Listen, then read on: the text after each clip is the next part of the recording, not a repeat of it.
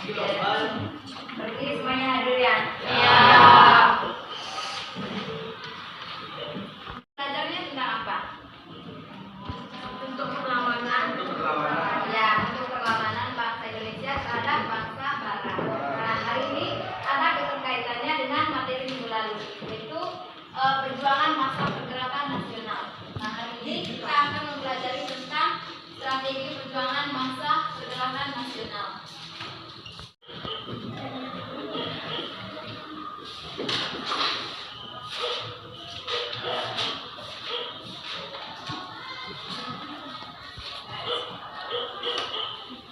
Nah, coba perhatikan gambar-gambar di slide. Apa sih yang ada di bayangan kalian berkaitan dengan gambar-gambar di slide ini? Ya.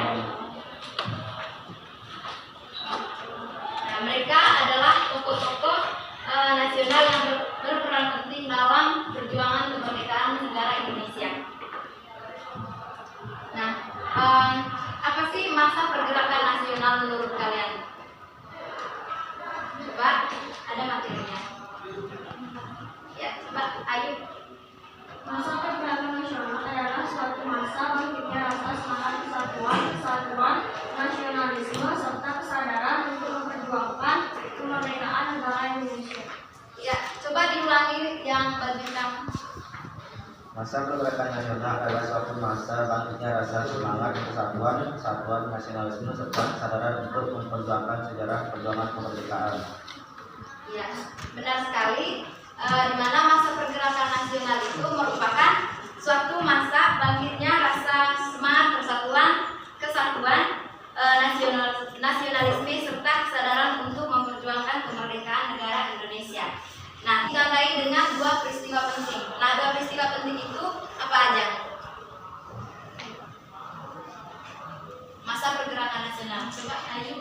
Coba yang lain. Masa ini ditandai dengan dua peristiwa penting dalam sejarah perjuangan kemerdekaan bangsa Indonesia, yaitu berdirinya organisasi pergerakan pemuda Budi Utomo pada tanggal 20 Mei 1908, serta diterapkannya Sumpah Pemuda pada tanggal 28 Oktober 1928. Ya, masa ini ditandai dengan berdirinya dengan dua peristiwa penting, yaitu berdirinya organisasi pergerakan pemuda, yaitu Budi Utomo pada tanggal 2 Mei 1908, dan juga dikeluarkannya Sumpah Pemuda pada tanggal berapa? Ya,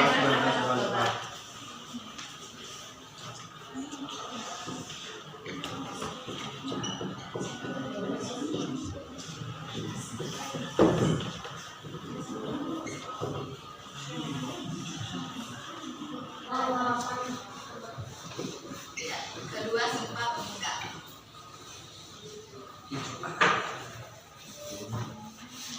Nah, kemudian nanti disusul dengan organisasi pergerakan nasional. Nanti akan dibahas pada materi selanjutnya. Nah, sebelumnya kita perlu mengetahui dulu sebelum pergerakan nasional itu ada apa sih latar belakang dari munculnya pergerakan nasional. Coba yang lain apa? Yang latar belakangi munculnya pergerakan nasional. Coba di barisan ini latar belakangnya. Jadi penyebab timbulnya pergerakan nasional yang bersumber dari dalam negeri adalah adanya tekanan dan penderitaan yang berkelanjutan. Rakyat Indonesia harus melawan penjajah, adanya rasa senasib yang hidup dalam cengkraman penjajah, dan timbul semangat bersatu membentuk negara. Ya, itu juga termasuk ya. Ini ada dua faktor. Pertama, faktor intern dan faktor ekstern. Di mana faktor intern ini merupakan faktor yang mendorong dari dalam diri masyarakat Indonesia untuk melakukan pergerakan atau melakukan kemerdekaan negara Indonesia. Terus ada faktor ekstern. Ini mendorong karena ada faktor dari luar. Nah, faktor intern ini yang pertama adanya tekanan dan penderitaan yang terus-menerus.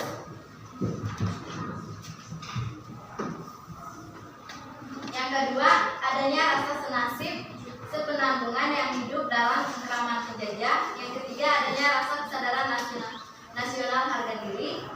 Yang keempat timbulnya kaum terpelajar. Yang kelima pengalaman perjuangan masa lampau. Yang terakhir adanya kenangan kejayaan masa lampau. Di mana yang pertama ini adanya tekanan dari penderitaan yang terus menerus, sehingga rakyat Indonesia harus bangkit untuk melawan penjajah. Nah, penjajah itu siapa? Bangsa? Ya, bangsa asing atau bangsa Belanda. Yang kedua adanya rasa senasib sepenanggungan yang hidup lawan cengkeraman penjajah. Ini karena adanya rasa senasib masyarakat Indonesia jadinya ingin memerdekakan bangsa Indonesia. Yang ketiga adanya rasa kesadaran nasional harga diri, karena mereka tidak mau diinjak sama bangsa asing, jadi mereka ingin memerdekakan bangsa Indonesia. Yang ketiga, keempat ada timbulnya kaum terpelajar. Nah, dari kaum terpelajar ini nanti adanya organisasi pergerakan nasional. Terus yang kelima, pengalaman perjuangan masa lampau. Karena pengalaman mereka jadi bangkit untuk memerdekakan bangsa Indonesia. Terus adanya kenangan kejayaan masa lampau. Ini terjadi pada saat masa kerajaan Sriwijaya dan kerajaan Majapahit, di mana pada saat kerajaan Majapahit dan pada masa kerajaan Sriwijaya adanya ingin memerdekakan dari bangsa Barat atau bangsa Belanda itu. Yang pertama itu kemenangan Jepang atas Rusia dalam perang tahun 1904 sampai 1905. Nah, hal ini telah membangkitkan semangat bangsa-bangsa Asia atau bangsa Indonesia sendiri untuk memerdekakan bangsa Indonesia. Terus yang kedua adanya pengaruh dari gerakan nasional di negara-negara lain. Yang ketiga adanya All India National Congress pada tahun 1885 dan Genisme di India. Yang keempat adanya gerakan Turki Muda pada tahun 1908 di Turki. Dan yang terakhir munculnya paham-paham baru di Eropa dan Amerika yang masuk ke Indonesia. Ya, itu latar belakang masuknya pergerakan nasional Indonesia. Perjuangan pada masa pergerakan nasional itu dibagi dalam dua bentuk strategi pergerakan. Coba yang tahu apa aja? Satu, strategi pergerakan nasional radikal dan kooperatif.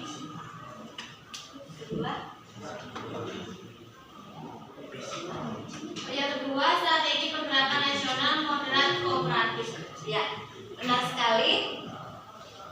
Yang pertama itu strategi pergerakan nasional radikal non kooperatif. Yang kedua, strategi pergerakan nasional moderat kooperatif. Coba yang di belakang, kamu. Apa itu strategi pergerakan nasional radikal non kooperatif?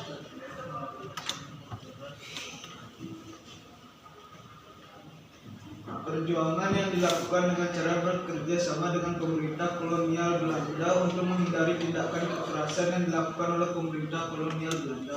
Coba yang lain? Ada yang lain? Ya, Siana. Ciri-cirinya? Strategi untuk menghadirkan kooperatif merupakan perjuangan dengan menggunakan cara yang keras dalam menentang kebijakan pemerintah kolonial Belanda. Ya, benar. Yang strategi pergerakan nasional moderat kooperatif. Coba. Ini cirinya? Penjelasannya yang dimaksud dengan strategi pergerakan nasional moderat kooperatif itu tadi non kooperatif, sekarang yang kooperatif. Coba yang di belakang. Strategi pergerakan nasional bersifat moderat merupakan perjuangan yang dilakukan dengan menghindari tindakan kekerasan atau perilaku yang keras dan ekstrem. Ya, ya benar sekali. Pada strategi pergerakan nasional radikal non kooperatif itu menggunakan kekerasan. Sementara yang di strategi pergerakan nasional moderat kooperatif itu menghindar dari kekerasan. Mereka tidak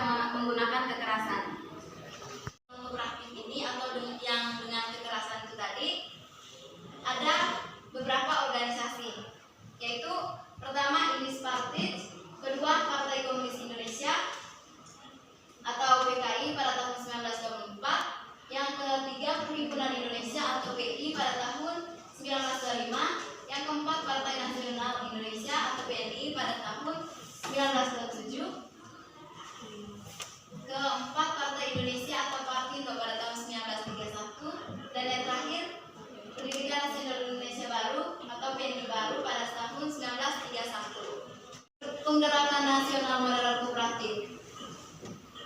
Ada organisasi Budi Utomo, kedua Badra, ketiga Gerakan Rakyat Indonesia, keempat Gabungan Politik Indonesia.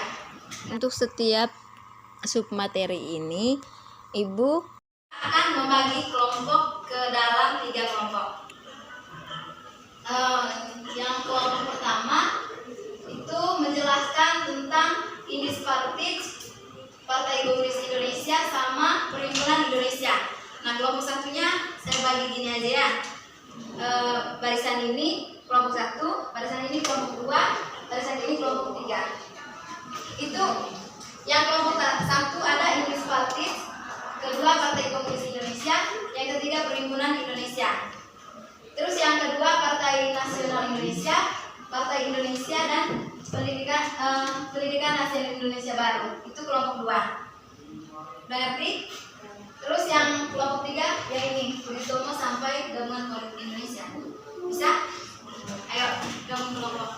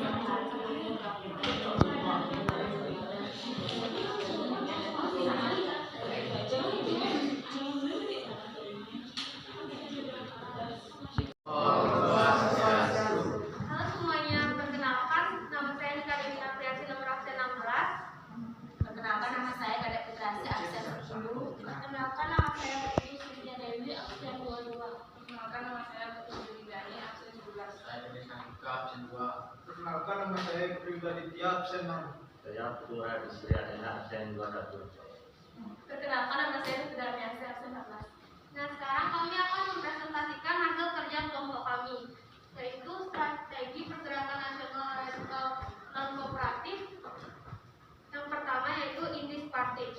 Indis Partis berdiri di Bandung pada tanggal 25 Desember 1912. Ketiga tokoh pendiri Indis Partis dikenal sebagai 3 serangkai, yaitu Joes Dekker atau Danu Dirja Setiabudi, Dr. Cipto Mangunkusumo, dan Suwardi Surjoningrat atau Ki Hajar Dewantara. Indis Partis merupakan organisasi pergerakan nasional yang bersifat politik murni dengan sangat semangat nasionalisme modern. Tujuan Indis Partis adalah untuk membangun partisional semua Inders terhadap tanah air yang telah memberikan lapangan hidup kepada mereka agar mereka mendapat dorongan untuk bekerja sama atas dasar kesamaan ketatanegaraan untuk memajukan tanah air India dan untuk mempersiapkan kehimpunan rakyat yang merdeka.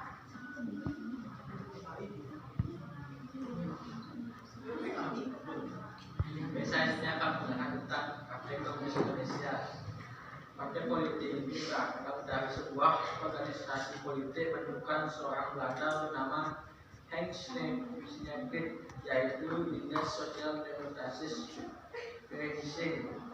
Pada tahun 1914 melalui organisasi ini, Sneevliet mengembangkan paham komunis terutama di kalangan ibu. Beberapa pengurus Serikat Islam cabang Semarang kemudian terpengaruh dengan paham partai ini, yakni semua dan semaun dan Penuh. Tahun 1917, ISDP merubah namanya menjadi Partai Komunis India. Nama itu kemudian berubah lagi menjadi Partai Komunis Indonesia. Semaun sebagai ketua dan Darsono sebagai wakil ketua.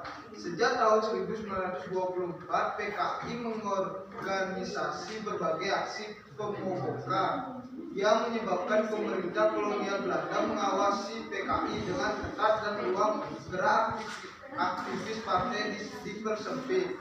Tokoh-tokohnya seperti Darsono diusir ke luar negeri dan Ali Aksan dibuang di Bigol. Sementara Musso dan Alimin melarikan diri ke Singapura, sedangkan Tan Malaka ke Manila, Filipina. Meski beberapa anggota PKI ditangkap dan melarikan diri ke luar negeri, tidaklah menyebutkan tindakan keras PKI terhadap kolonial Belanda. Tanggal 12 November 1926, PKI memulai pemberontakan di Batavia.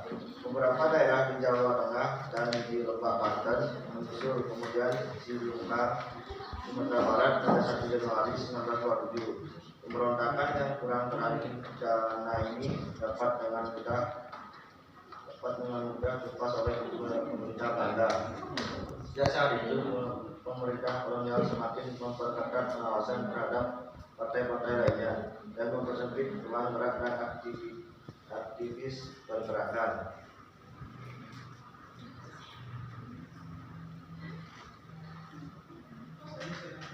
Berdirinya PI berawal dari dirinya. Pada tahun 1908, di Belanda awalnya organisasi ini bersifat moderat dan menghindarkan perilaku atau pengungkapan yang keras terhadap pemerintah Belanda. Kehadiran Dinis Vereeniging sebagai perkumpulan sosial mahasiswa Indonesia di Belanda untuk memperbincangkan masalah dan persoalan tanah air. Tahun 1913 dengan dibuangnya tokoh Inggris Party ke Belanda, maka organisasi Inggris Vereeniging berubah haluan pergerakan yaitu India untuk India yang berarti organisasi ini telah bergeser ke bidang politik. Hal ini juga terlihat dalam 3 asas pokok baru Vereeniging, yaitu Indonesia menentukan nasibnya sendiri, kemampuan dan kekuatan sendiri, persatuan dalam menghadapi Belanda. Baik, itulah presentasi dari kelompok kami. Apakah ada yang mau bertanya? Yang bertanya? Setiap kelompok harus ada pertanyaan.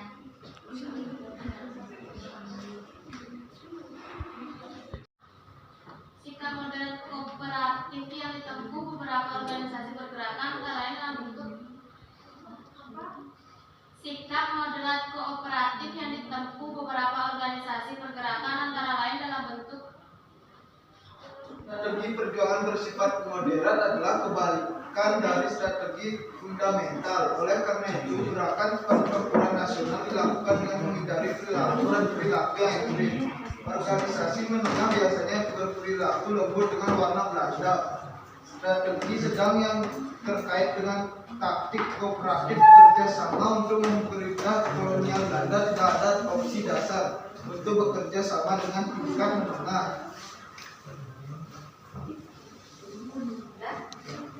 Apakah bisa diterima? Ya, Tapi persamaan strategi penggerakan antara radikal dengan moderat adalah persamaan strategi penggerakan antara radikal dengan moderat adalah izin menjawab. Sama-sama bertujuan memperjuangkan hak dan kepentingan bangsa Indonesia. Ya? sudah. sudah Ya? Yang bertanya lagi ada? apa yang menyebabkan beberapa anggota PKI ditangkap?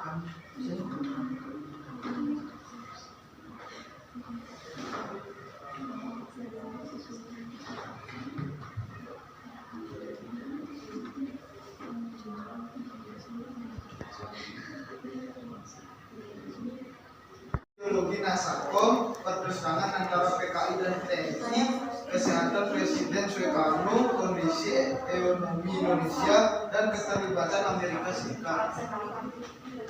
Kami tutup dengan karam sakti.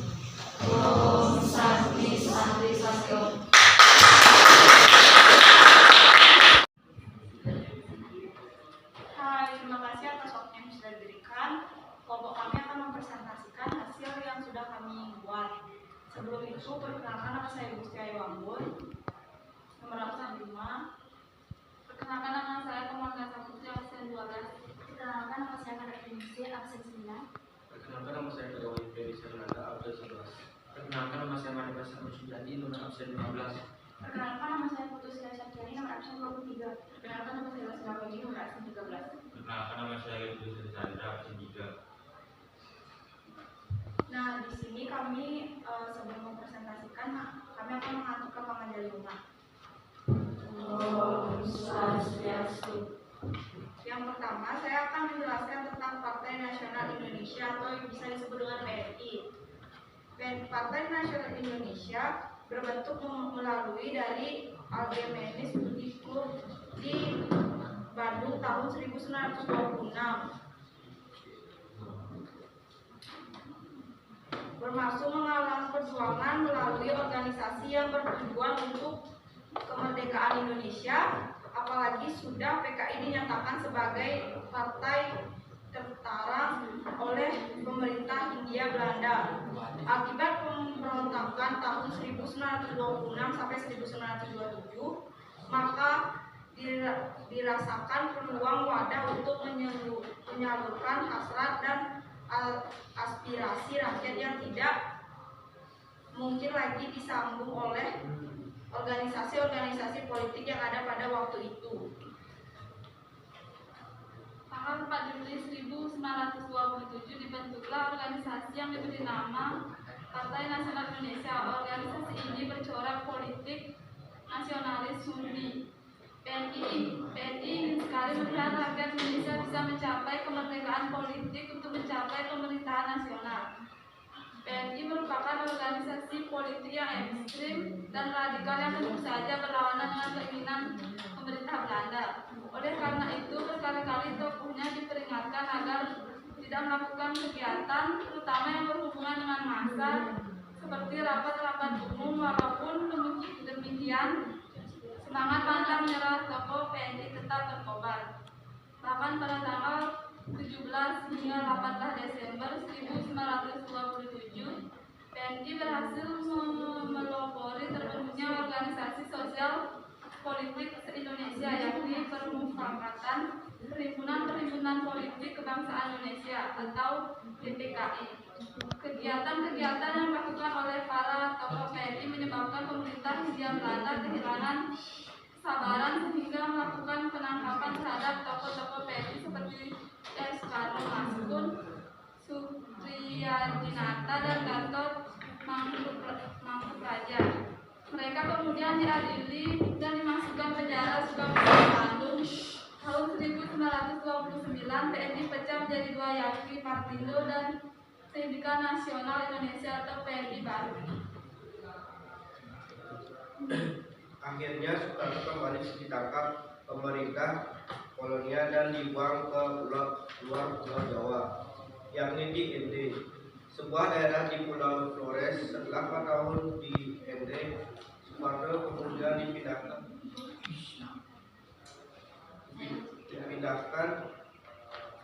tempat pembuangannya ke Bengkulu. Kehilangan Soekarno tidak membuat Partindo kehilangan aktivitas politiknya.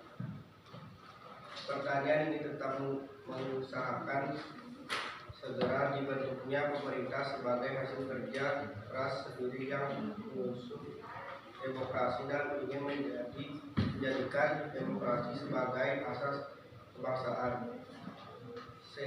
Sepak terjang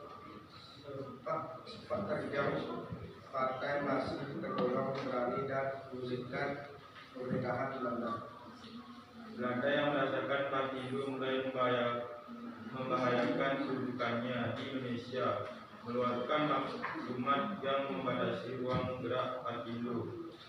Tanggal 27 Juni 1933, setiap pegawai pemerintah yang diangkat menjadi pegawai negeri tidak diperkenankan bergabung dalam Partindo atau harus melepas jabatannya. Susulan kebijakan tanggal 1 Agustus 1933 yang tidak mengizinkan aktivitas Partindo berupa rapat dimanapun tempatnya. Selama masih di wilayah Indonesia, kegiatan rapat Partindo harus dihentikan. Kebosanan Partindo dengan kegiatan yang hanya itu saja membuat situasi semakin rumit. MR Sartono sebagai ketuanya merasa harus membubarkan Partindo. Niatnya ini sempat dihalangi beberapa rekannya di Partindo. Sayangnya usaha rekan-rekannya tidak lebih besar dari tekad MR Sartono. Puncaknya, MR Sartono membubarkan Partindo pada tanggal 18 November 1936. Pendidikan Nasional Indonesia atau PNI baru. Pendidikan Nasional Indonesia PNI baru ini lahir pada bulan Desember 1931. Organisasi ini dibentuk oleh Muhammad Hatta dan dipimpin oleh orang-orang yang memiliki gaya yang berbeda dengan PNI lama yang dipimpin oleh Soekarno. PNI baru dibentuk dalam sebuah konferensi di Yogyakarta pada tanggal 27 Desember 1931 sebagai bentuk penyatuan golongan-golongan merdeka. Dari partai inilah muncul tokoh baru yaitu Sultan Syahrir yang waktu itu masih menjadi mahasiswa di Amsterdam. Walaupun cita-cita dan halnya PNI lama dan PNI baru itu sama, yaitu kemerdekaan Indonesia dan non-koperasi, tetapi strategis perjuangannya berbeda. PNI baru ini lebih menekan pentingnya pendidikan kader. Dalam pembentukannya, Soekarno terpilih sebagai ketua SD Ahlir, terpilih sebagai ketua cabang Jakarta dan sekretaris cabangnya adalah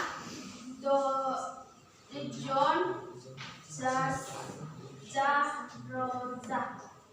Dalam upaya pendidikan kader baru PNI baru menerbitkan majalah yang diterbitkan sekali dalam 10 hari.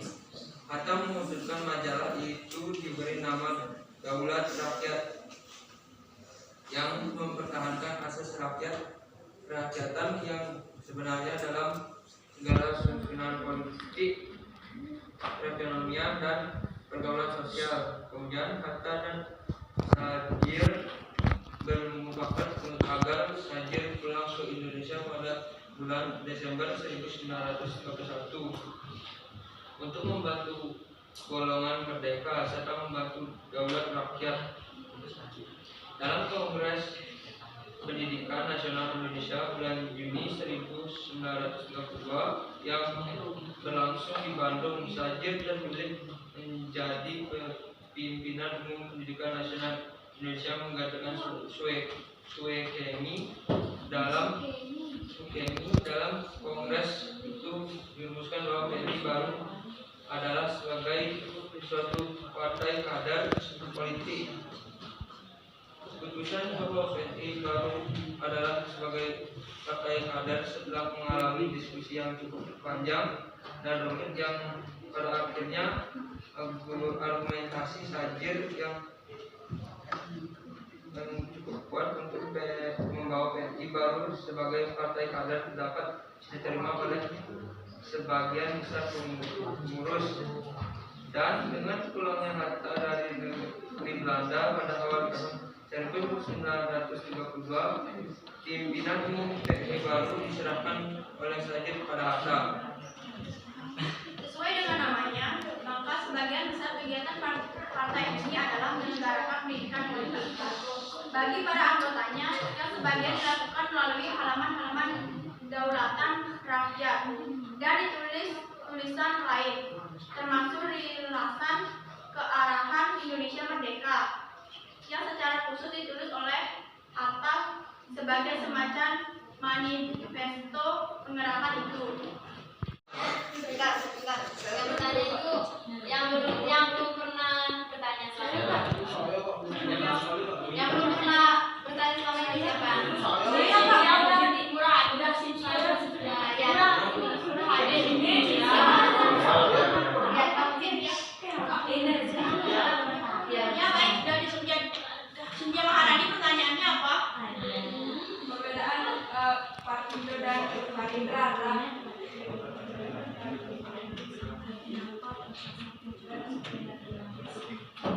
Absen berapa?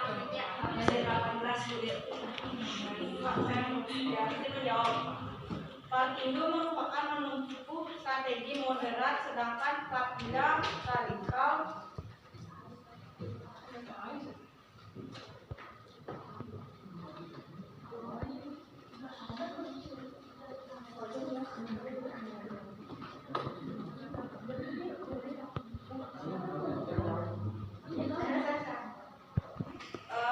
Partindo merupakan organisasi kelanjutan dari organisasi PNI yang dibubarkan sejak Soekarno di penjara pada 1930.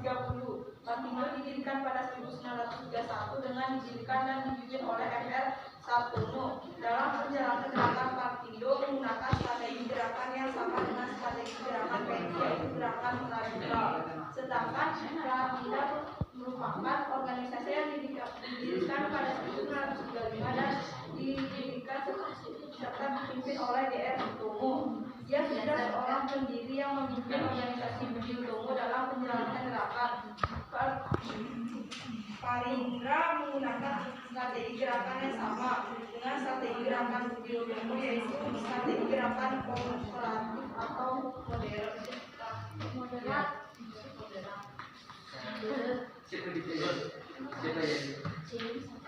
Siapa ketua dari Partai Nasional Indonesia?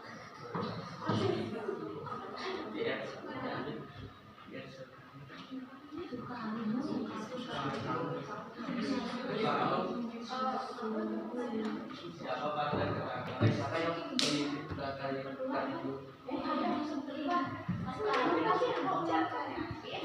ketua dari Partai Nasional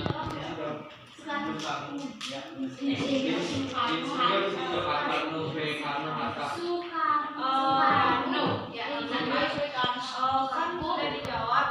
Jadi izinkan kami menutup karena masih dua orang. Sekian dari presentasi dari kami. Jika ada salah kata maupun ucapan kami minta maaf. Dan kami menutup dengan Mama Santi. Oh, Santi. Mohon perhatiannya, kelompok kami akan mempresentasikan apa yang sudah kami buat. Sebelumnya izinkan kami mengaturkan panjang umat.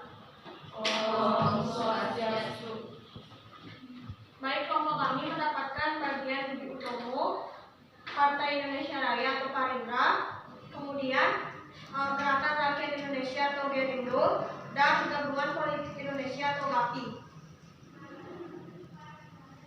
Budi Utomo berdiri pada tanggal 20 Mei 1908 di Yogyakarta. Pendirinya adalah para mahasiswa Stohia. Di antara lain yang dipelopori oleh Dr. Sutomo, Dr. Wahidin Sudirhosodo, Dr. Jipto Mangkukusumo, Dr. Gunawan Mangkukusumo, dan lain-lain. Organisasi Budi Utomo ditetapkan sebagai organisasi modern pertama di Indonesia dan merupakan tonggak awal pergerakan nasional Indonesia. Budi Utomo memiliki strategi perjuangan kooperatif, yakni bekerja sama dengan pihak Belanda dalam memajukan kesejahteraan pribumi. Sebagian besar anggota Budi Utomo adalah pegawai pemerintah kolonial, sehingga sangat menjaga hubungan dengan pemerintah kolonial Belanda dan tidak berani mengambil resiko. Sejak tahun 1915, kegiatan organisasi Budi Utomo berubah, tidak hanya bergerak dalam bidang pendidikan dan kebudayaan, namun juga bergerak dalam bidang politik. Perubahan ini muncul karena adanya organisasi seperti Sarekat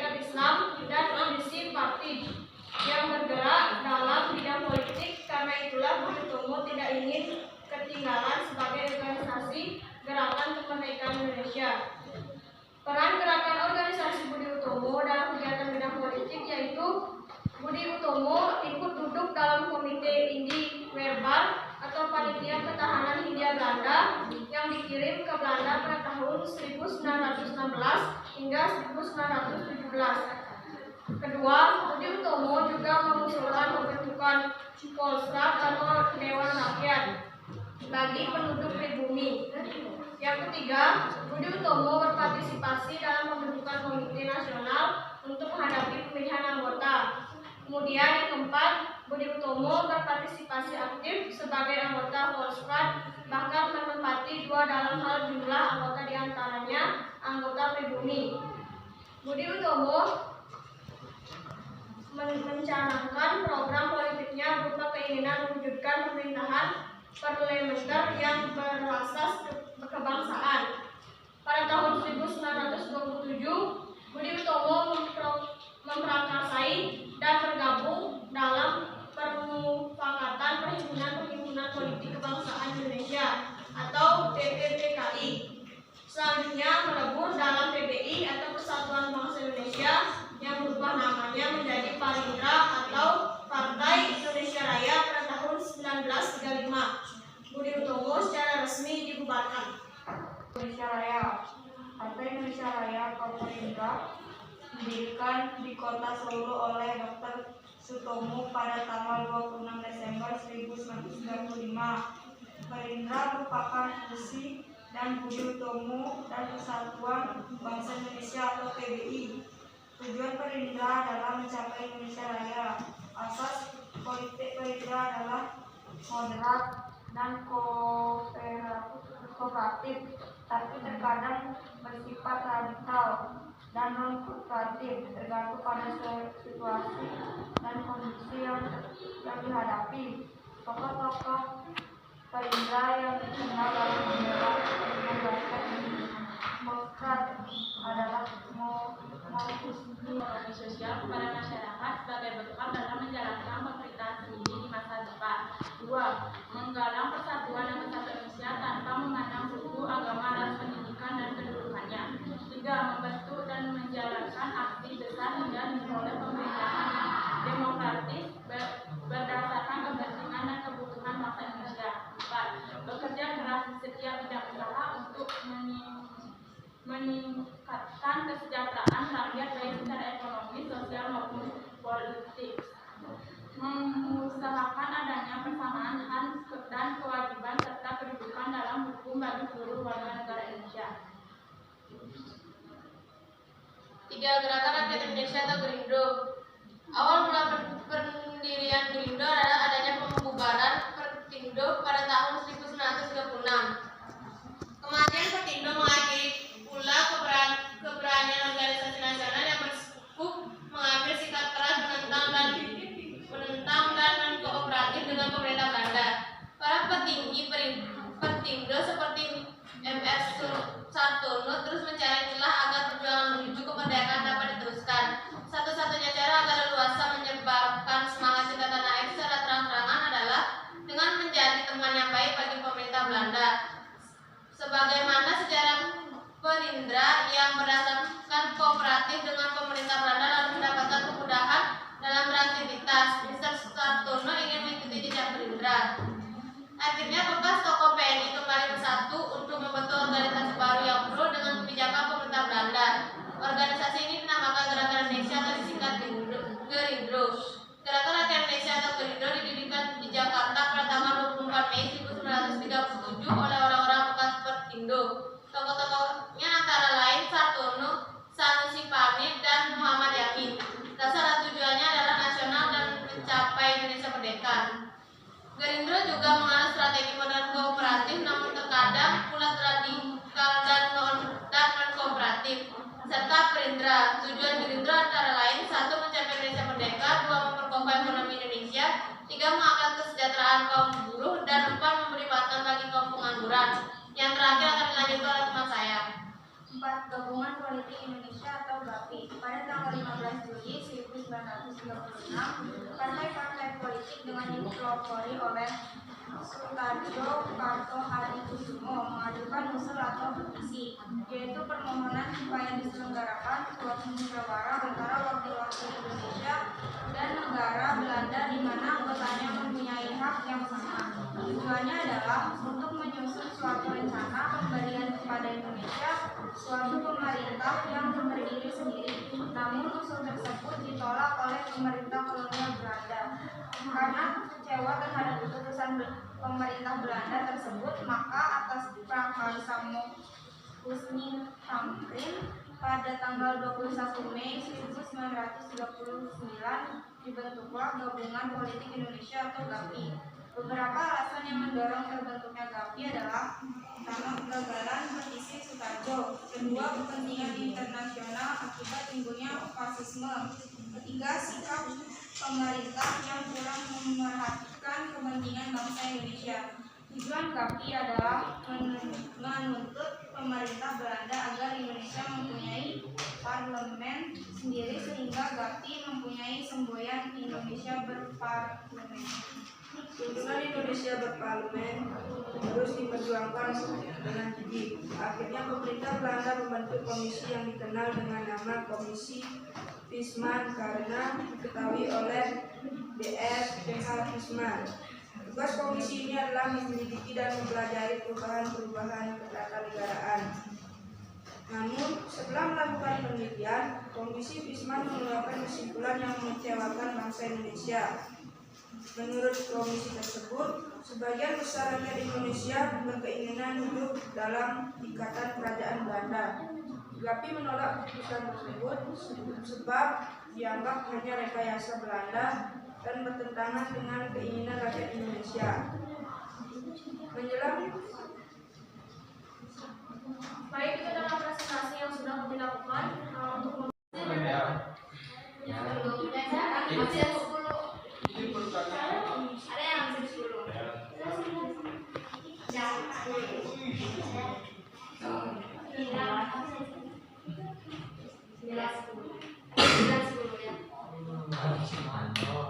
apa isi dari tuntunan GAPI.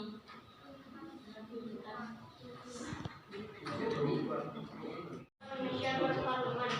Melalui Gerakan Indonesia Berparlemen, GAPI menuntut pembentukan parlemen atau lembaga legislatif yang anggotanya dipilih langsung oleh rakyat dan pemerintah harus bertanggung jawab langsung terhadap parlemen tersebut.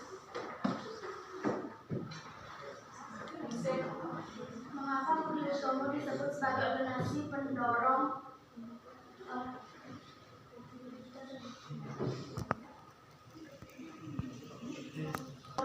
merupakan organisasi pendobrak pergerakan nasional karena sebagai organisasi modern pertama yang mengusung cita-cita nasional.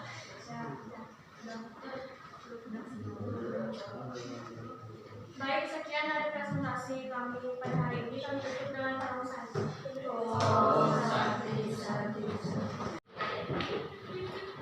Itu tadi presentasi dari kelompok 1, 2, dan 3 yang mengikuti yang berkaitan dengan strategi pergerakan nasional radikal non kooperatif dan moderat kooperatif. Nah, di sini saya akan memberikan kesimpulan.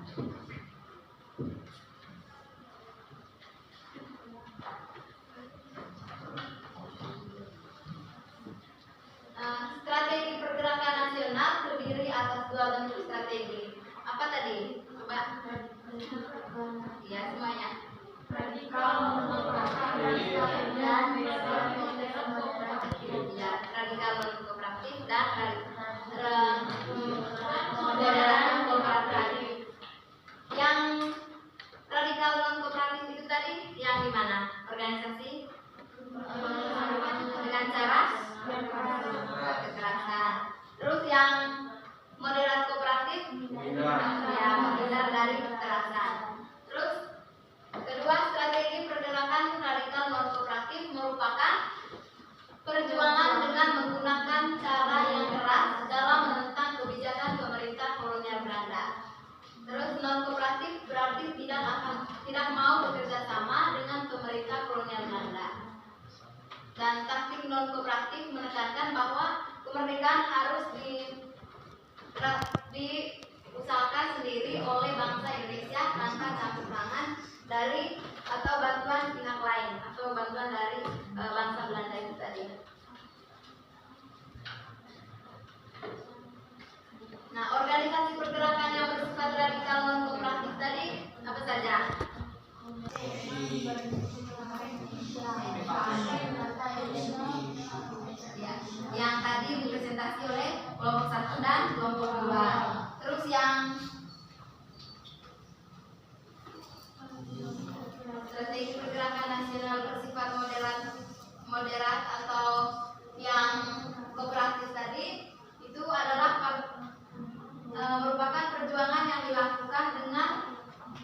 menghindari tindakan kekerasan atau perilaku yang keras dan ekstrim. Nah, taktik kooperatif artinya perjuangan yang dilakukan dengan cara bekerja sama dengan pemerintah kolonial Belanda untuk menghindari tindakan kekerasan yang dilakukan oleh pemerintah kolonial Belanda. Jadi pada kooperatif ini dia berbalik dengan yang non kooperatif. Nah, organisasi-organisasi pergerakan yang menempuh strategi moderat kooperatif itu ada 4 ya.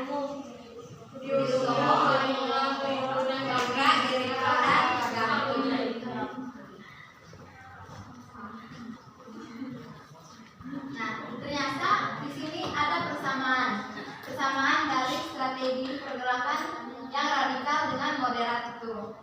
Di mana di sini persamaannya adalah sama-sama berjuang untuk kemerdekaan Indonesia secara nasional.